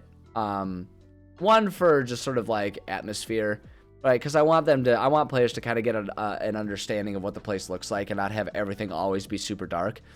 And the other thing about it too is like it's me compromising with my players, because it's been a point of frustration for a lot of for my players in the past of like, you know, especially playing online, you know, because that's the only place where this matters. When you're just drawing on a board, you just like draw the shape of the room and call it good. I'm not going to sit here and like draw all of these things, right? But playing online, as much fun as it is, being able to have things be dark, right, and have line of sight matter and all that kind of stuff, it's been a point of frustration for players. Like sometimes the online system gets a little wonky, and if you don't provide light, it'll leave everything as pitch black. And it's like, you know, if there's like a window and an open doorway, there's enough light coming through in the middle of the day that you can at least let your eyes adjust and see stuff. Right, and so it's like, and it really disrupts the flow of things for me to have to go in and manually change the, you know, the sight distance, the, you know, the light and dark distance of the vision for them. So I just give them all of that stuff and then let line of sight be there and then pause the game before they go in a room if there's meant to be hidden stuff in it. So I don't know. No one asked, no one cares, but that's why I do it. I'm just addressing it up front because I know someone's going to be like, hey, you said that place was abandoned. Why is there lights? Like, what kind of eternal candle nonsense is going on there? It'd actually be kind of a cool item, right? The eternal candle. That seems like it's got to exist, right? If like I can't think of anything off the top of my head, but that's got to be a thing that's in this in this world of D&D magic. It's got to be. This has got to be.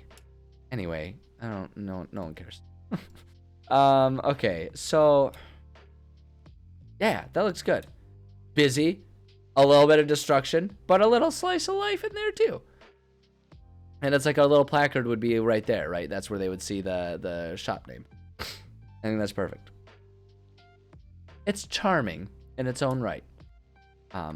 Great. How are we doing on time? Oh yeah, we got plenty of time. Got plenty of time to work on another room here.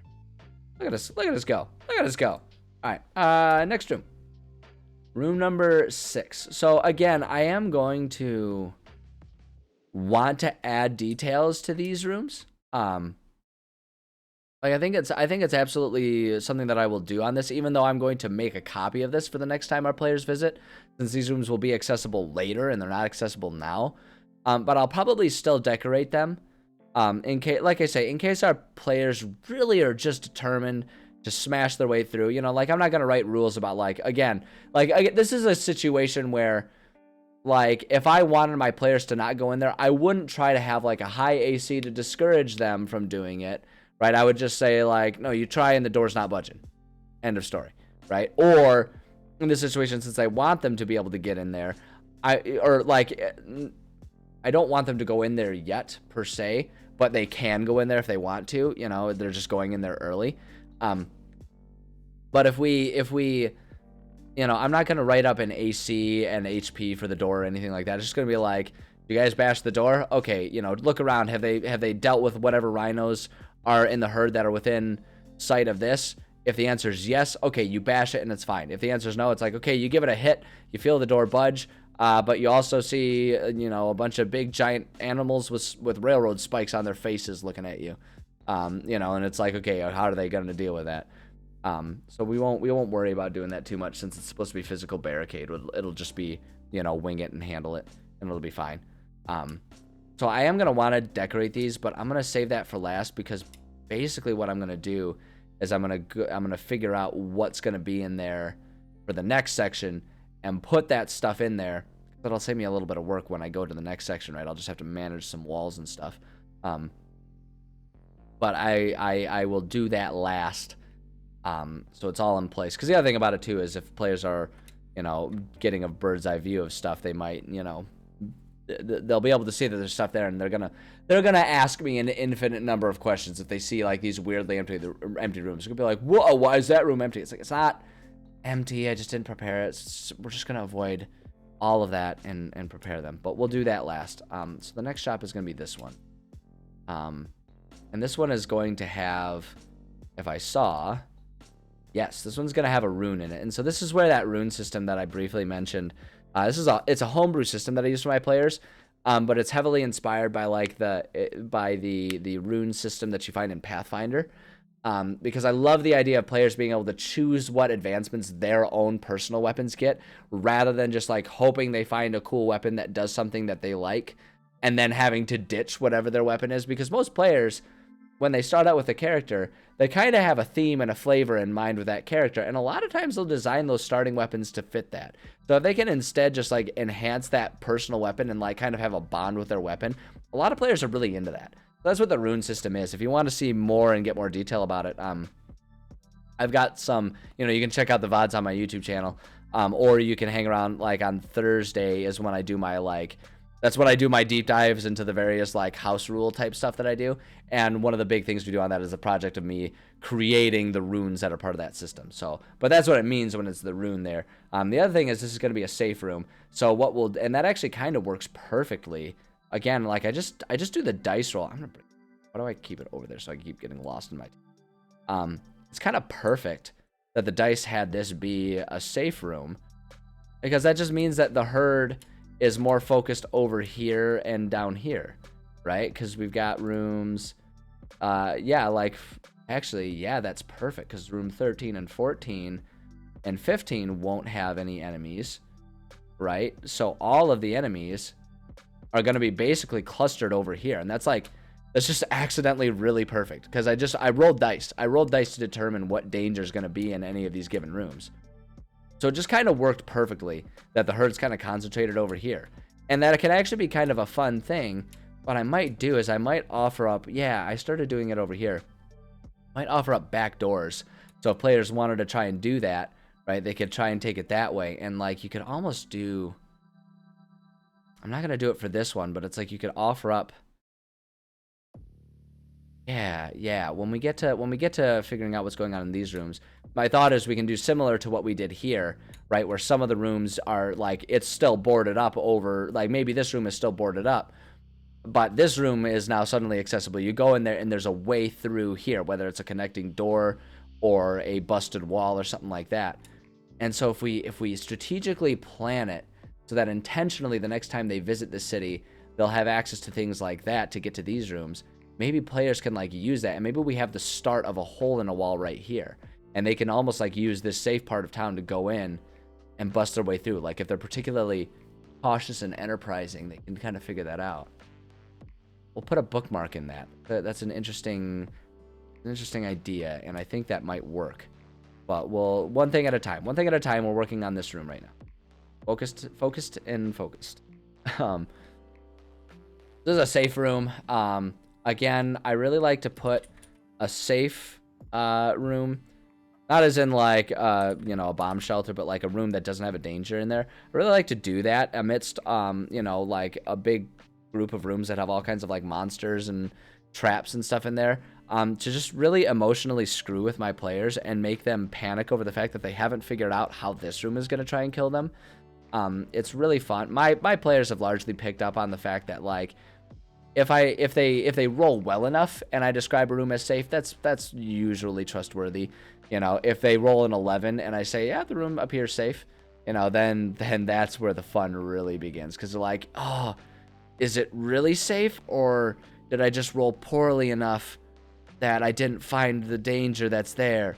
And that's when, you know, and that's when they have that existential crisis and their head explodes. And it's a beautiful thing. Beautiful thing when you can really mess with your players that way. You know, if you're a DM, highly recommend it. Highly recommend it. And if you're a player, just humor the DM and let them have their moments, even though it's probably really transparent. Because the fact is as the DM, your job is to lose at this game. So we got to find our fun in whatever way we can. And basically the best way to do that is to like, yes, I'm going to lose and my players are going to win, but I'm going to mess with you as much as I can in that process.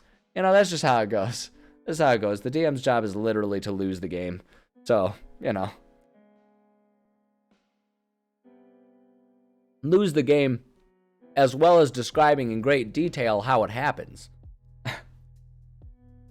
So let's see, because there's a rune, what I'm going to do is, it's got a busted window, say, as you enter this small shop, you see what must have once been a very interesting sort of business.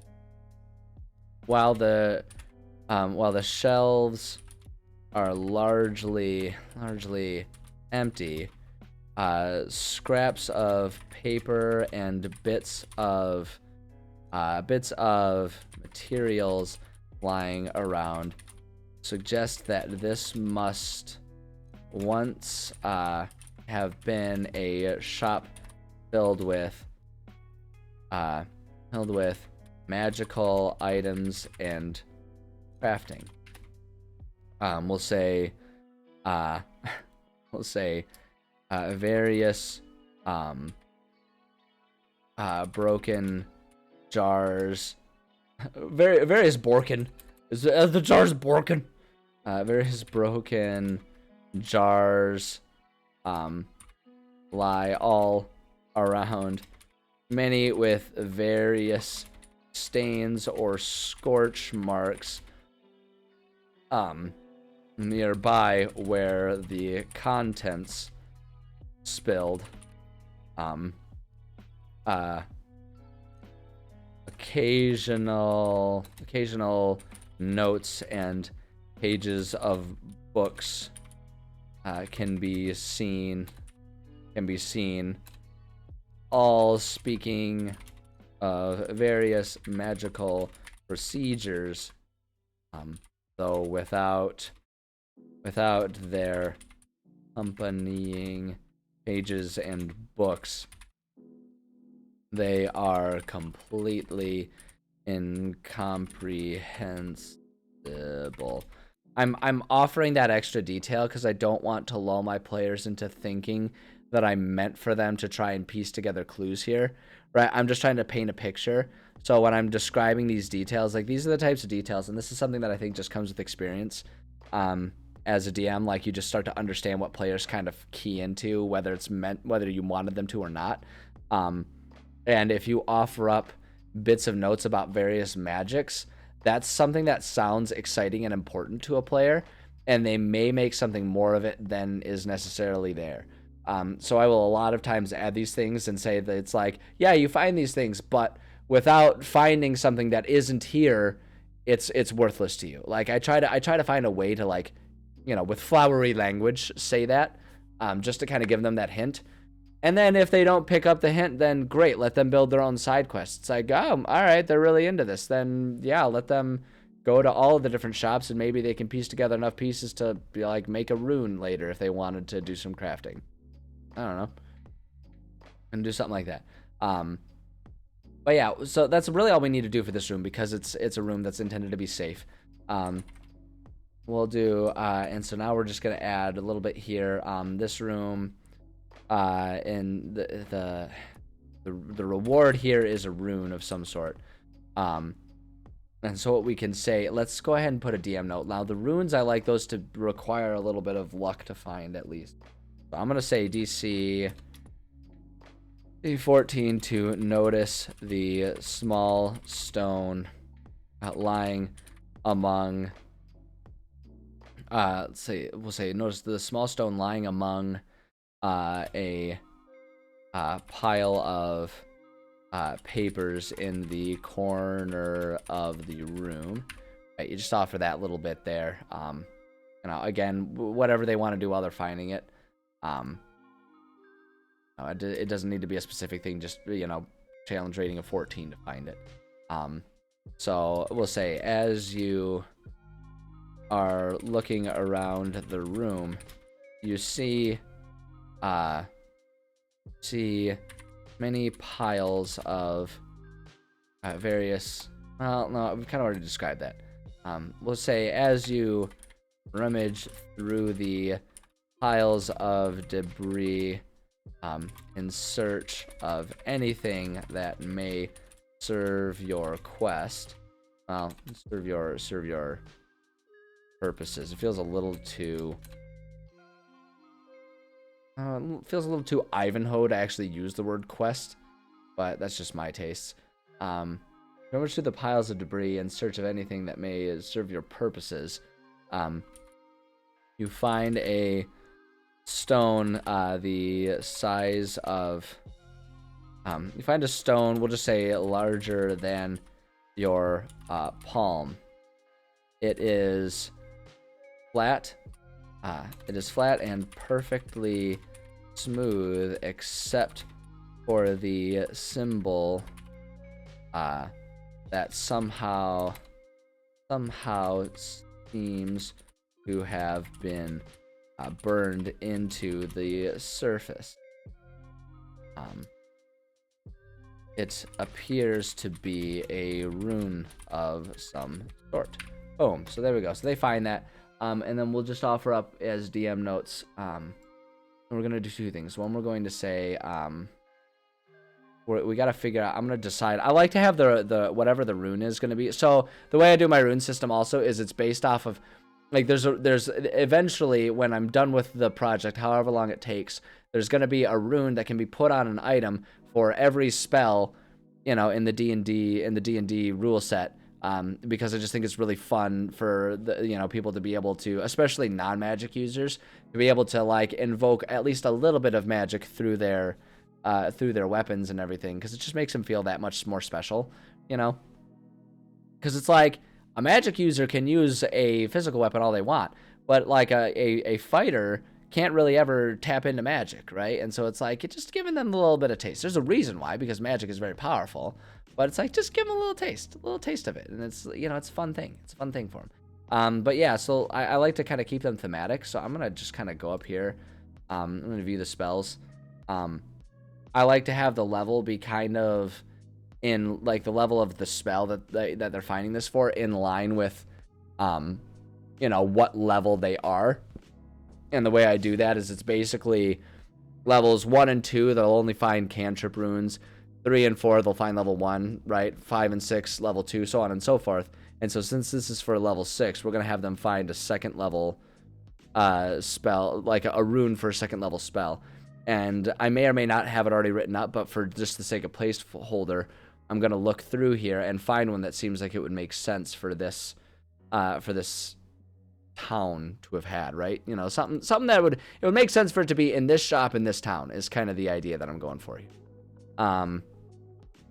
I mean, we could certainly go with like some sort of like beast sense isn't exactly it kind of is. You touch a willing beast, the duration of the spell. Something to do with the wildlife would make sense. Animal messenger would be a good one, right? Because this is a town that like, you know, now it's overrun with herds that are going into it, but because this town was so entrenched in there and because it has influences so within this world, you know, we have a lot of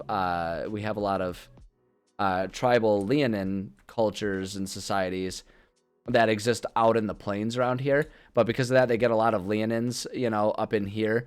Up in here. Up in here. Sorry. Random synapse in the brain made that connection. I had to acknowledge.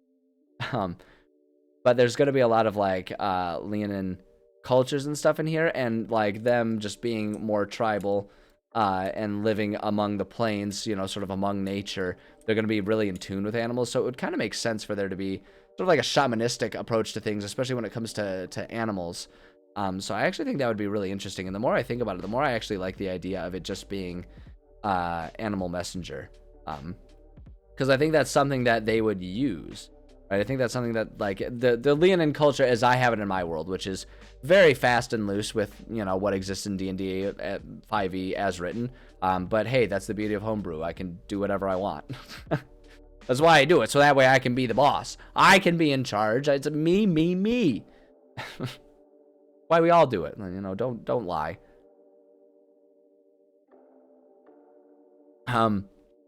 But yeah, I like the idea of it being animal messenger. Use an animal to deliver a message. Choose a tiny beast you can see within range. Yeah, I think that would be perfect. I think that'd be perfect. Because it's just thematic. It's not, you know, and thematic can be one of two things, basically. It can be something specifically intended to help the players, right, with this specific area that they're in. Or it can be something that would make sense to be in that area they're in. And a lot of times, like, I try to make it so that it's both. But, you know, you just kind of make it thematic.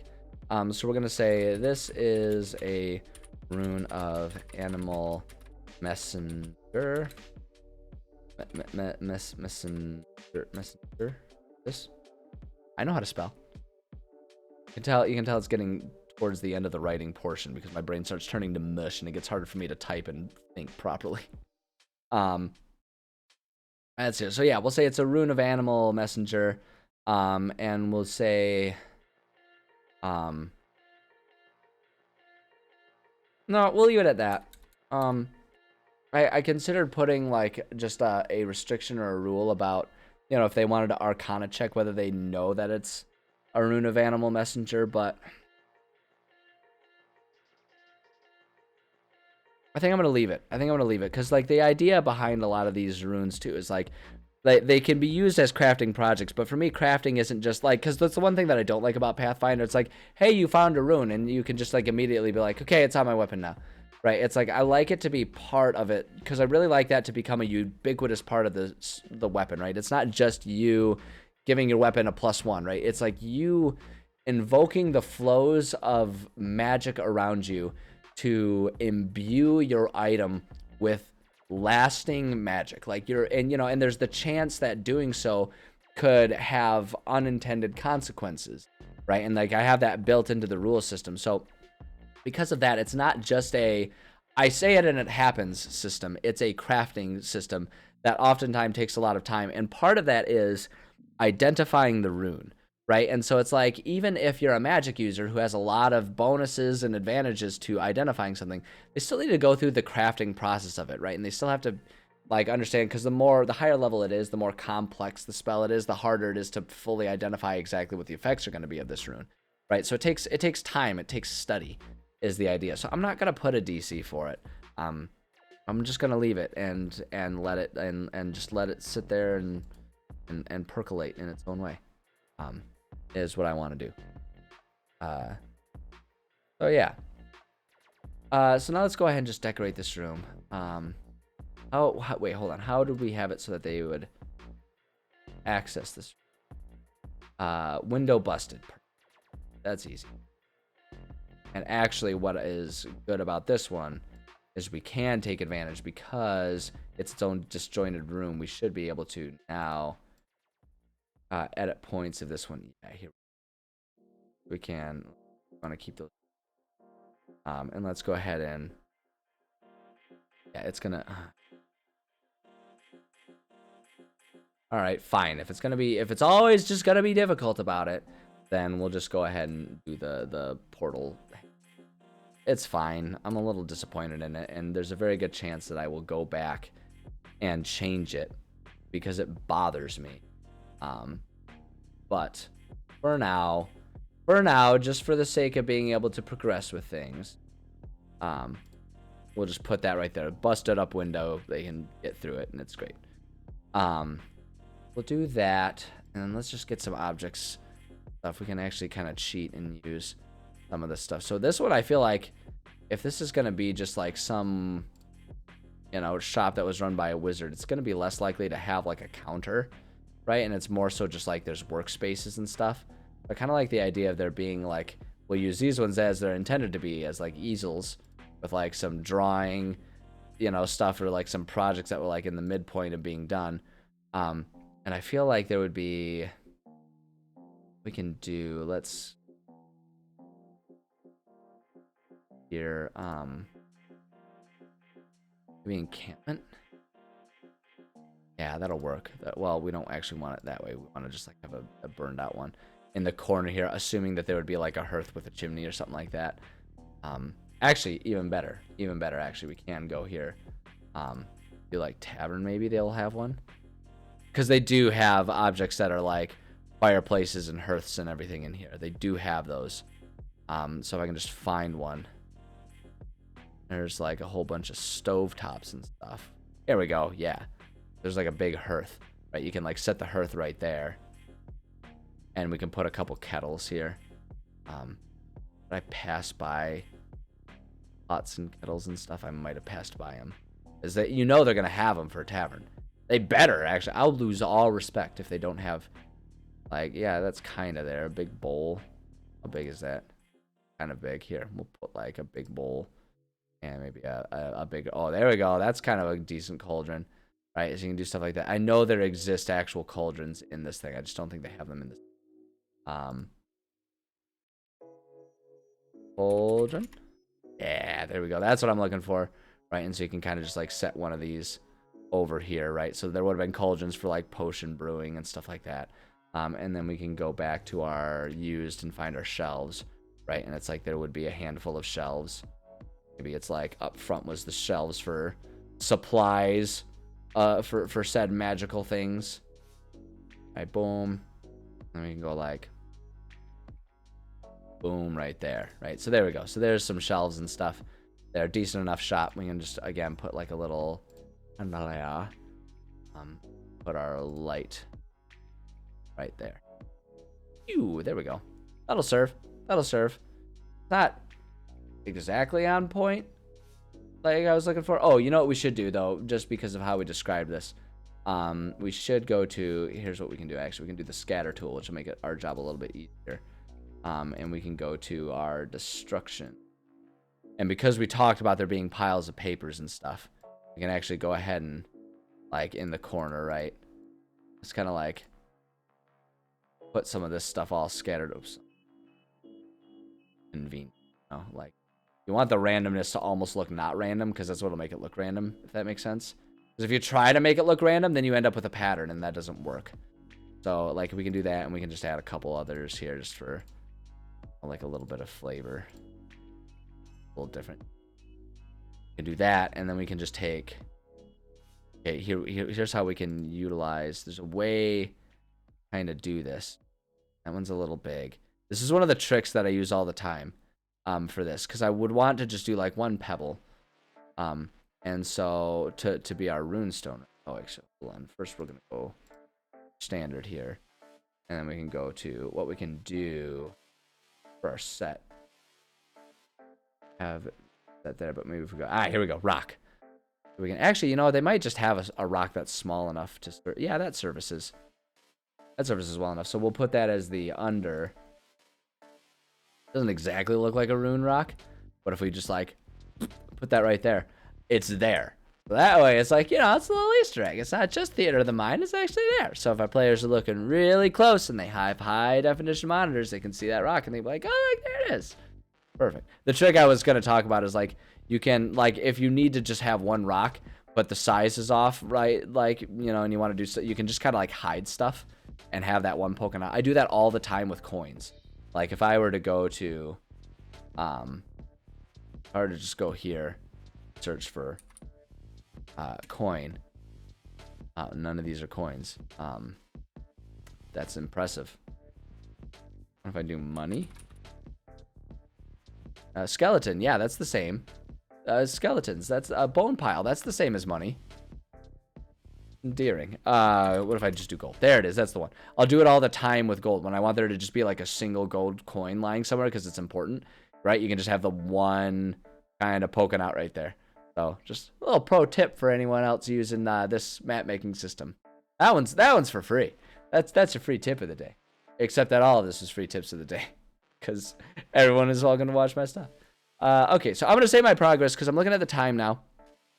It's about time. I'm gonna take a bit of a break, just like, you know, a 15-minute break, just to rest my voice a little bit, and get myself queued up. Because then when we come back, now rather than writing a fantasy world, I'm gonna go die in a fantasy world. I'm gonna play some Elden Ring. So let me get us switched over here. Just for the sake of the VODs, I'm going to go ahead and do my little spiel here. Thank you so much to everyone who stopped by. I appreciate you guys.